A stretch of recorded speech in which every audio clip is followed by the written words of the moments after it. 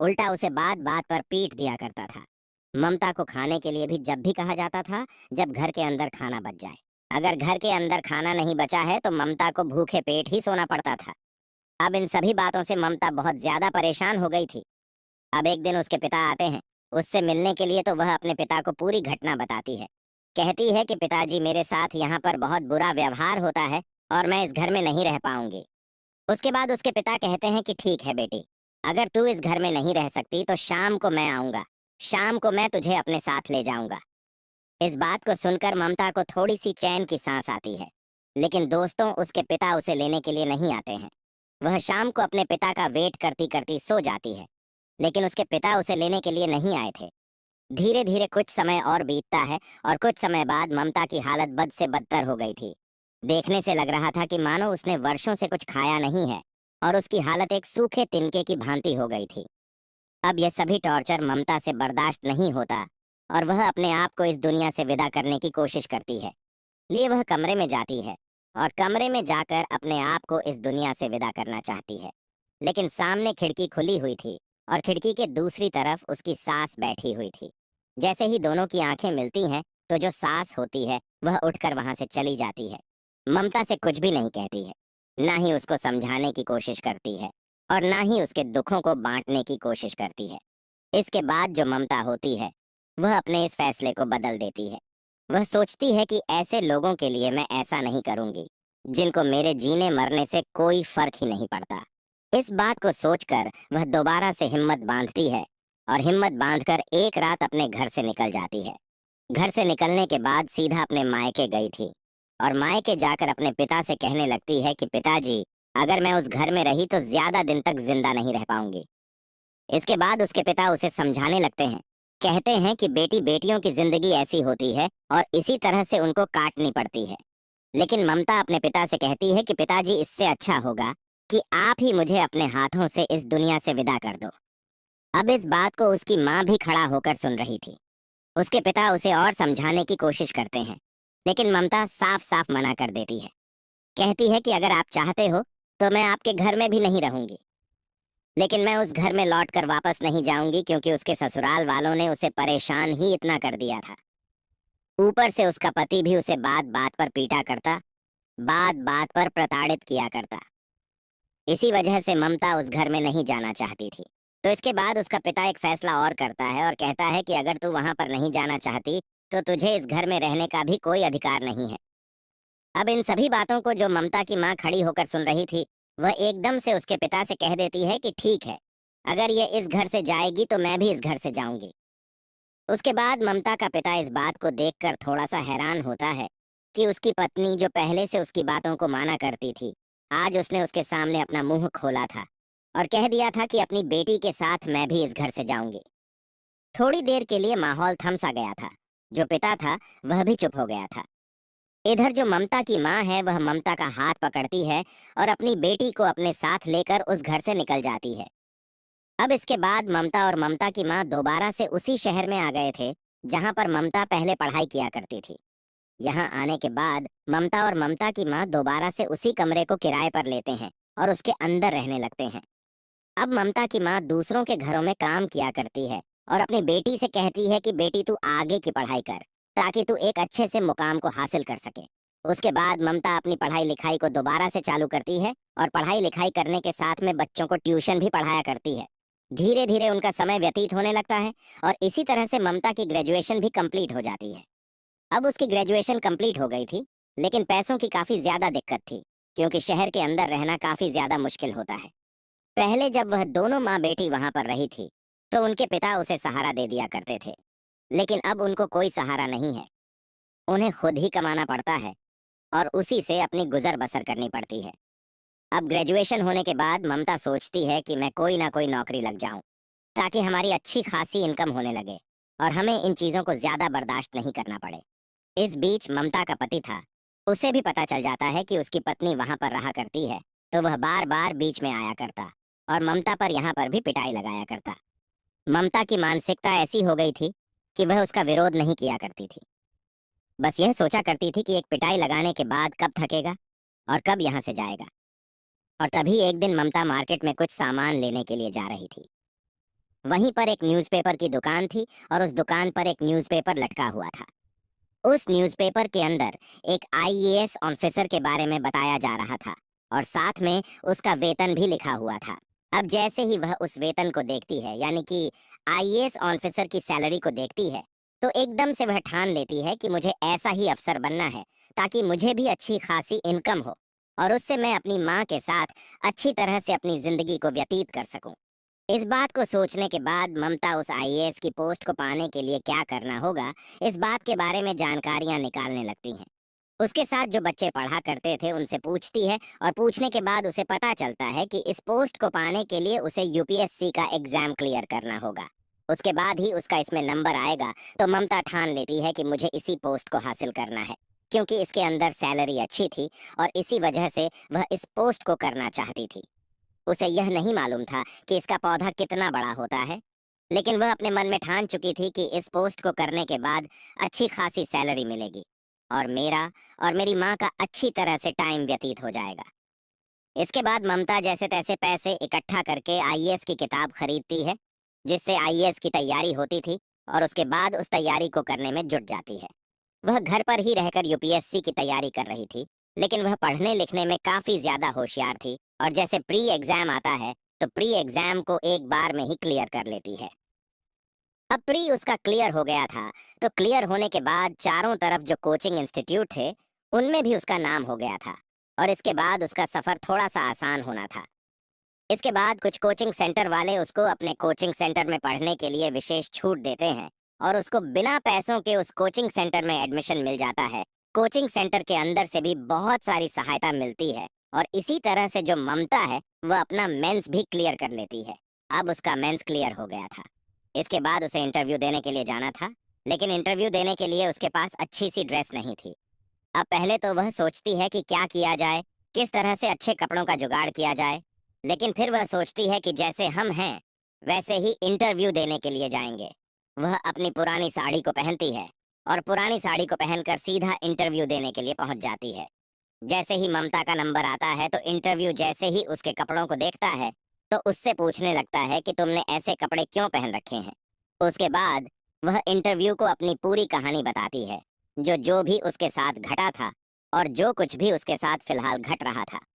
अब जैसे इंटरव्यू लेने वाले उसकी कहानी को सुनते हैं तो उनकी भी आंखें नम हो जाती हैं, उसके स्ट्रगल को देखकर, उसकी मेहनत को देखकर। और जब उन्हें पता चलता है कि पहला ही अटेम्प्ट है और पहले अटेम्प्ट में उसने प्री और मेन दोनों क्वालिफाई कर लिए हैं, तो वह लोग भी उसकी इस बात से बड़े खुश होते हैं। उसके बाद कुछ सवाल उससे पूछे जाते हैं। उन सवालों के सही और सटीक आंसर ममता दे देती है। अब इन सवालों के सही जवाब आने के बाद वह उसे भेज देते हैं और कुछ दिनों बाद आईएएस का रिजल्ट आना था। अब जैसे ही आईएएस का रिजल्ट आता है तो ममता को पता चलता है कि उसने वह एग्जाम क्लियर कर लिया है, जिसको क्लियर करने के बाद वह एक अधिकारी बन जाएगी और उसे अच्छी खासी सैलरी मिला करेगी।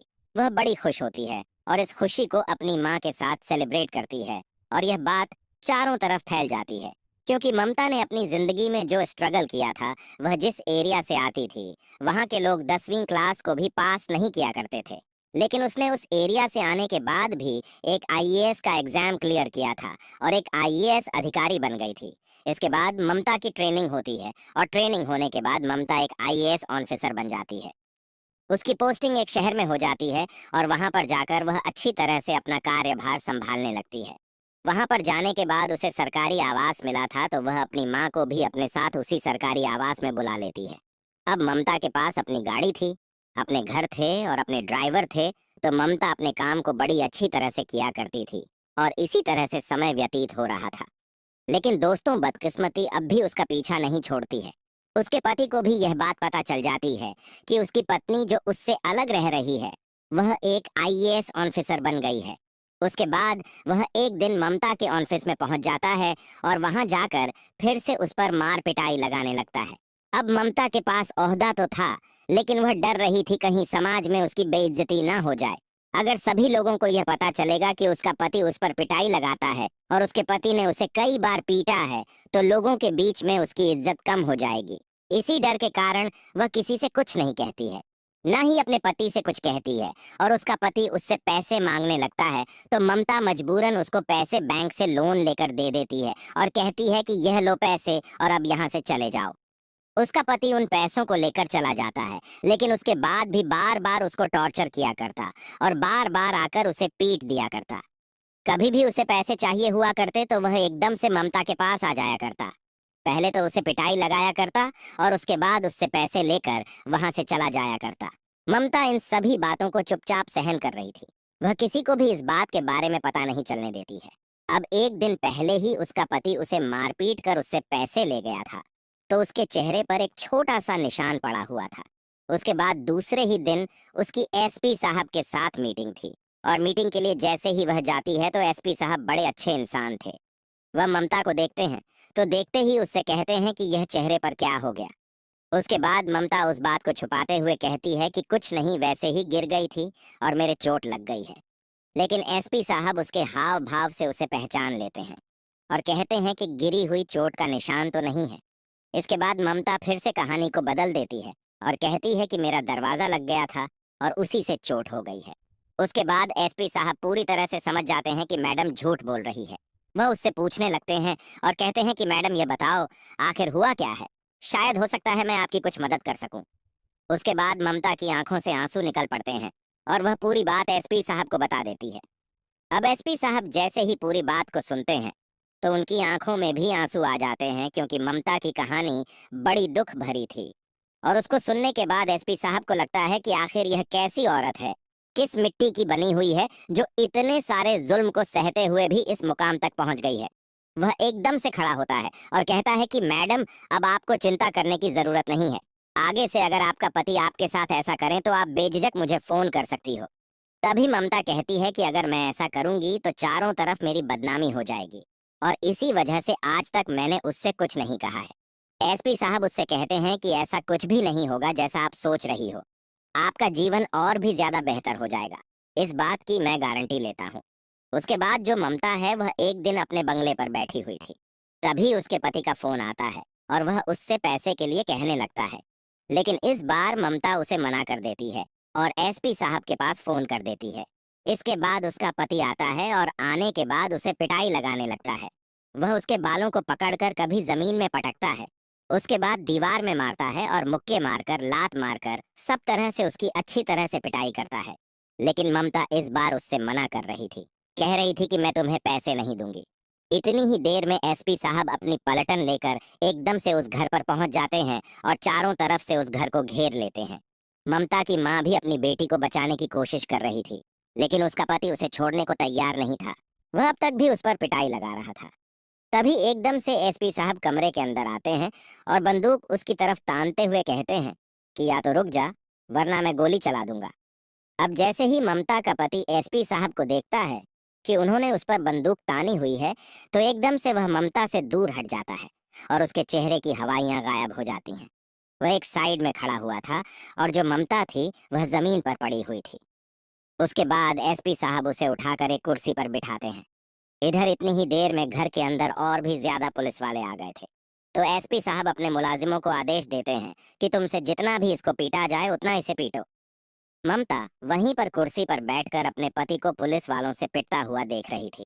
अब जब उसको पीट रहे थे तो ममता को मानो बहुत ज्यादा गुस्सा आ रहा हो।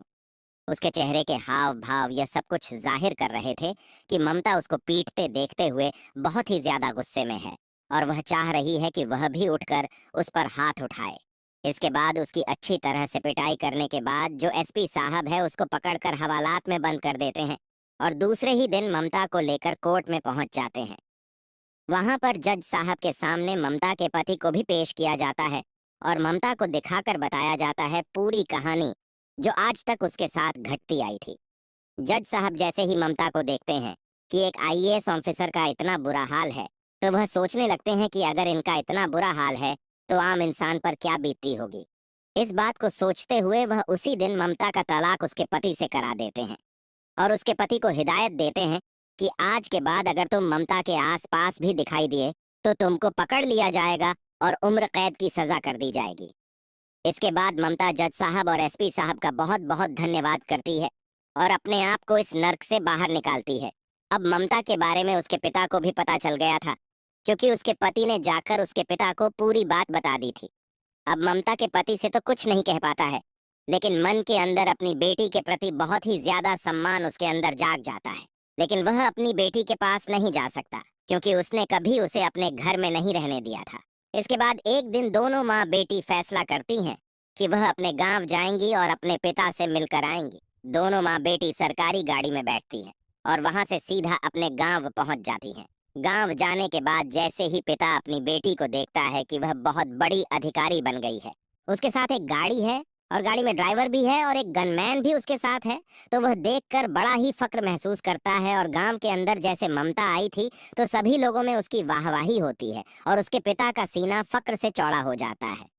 वह आने के बाद अपनी बेटी से माफी मांगने लगता है, लेकिन बेटी तभी अपने पिता को एकदम से गले से लगा लेती है और कहती है कि पिताजी, शायद आप मेरे साथ ऐसा नहीं करते तो यह सब कुछ नहीं हो पाता। अब इसके बाद ममता अपनी माँ को लेकर उसी शहर में जाती है जहाँ पर वह पहले रहा करते थे, क्योंकि दोस्तों जब वह पढ़ाई किया करती थी, जब उसने आईएएस करने की ठानी थी, उस टाइम पर उसकी माँ ने एक ज्योतिषी को उसका हाथ दिखाया था। लेकिन उसे ज्योतिषी ने ममता की माँ से कहा था कि इसके हाथ में मुझे अफसर बनने की लकीर दिखाई नहीं दे रही।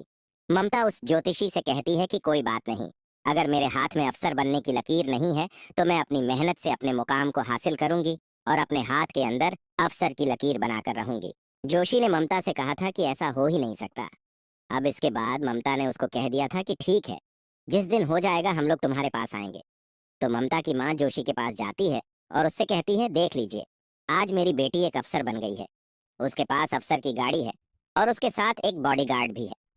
अब जोशी ममता को देखने के बाद कहता है कि मेहनत से सब कुछ किया जा सकता है जो तुमने करके दिखाया है।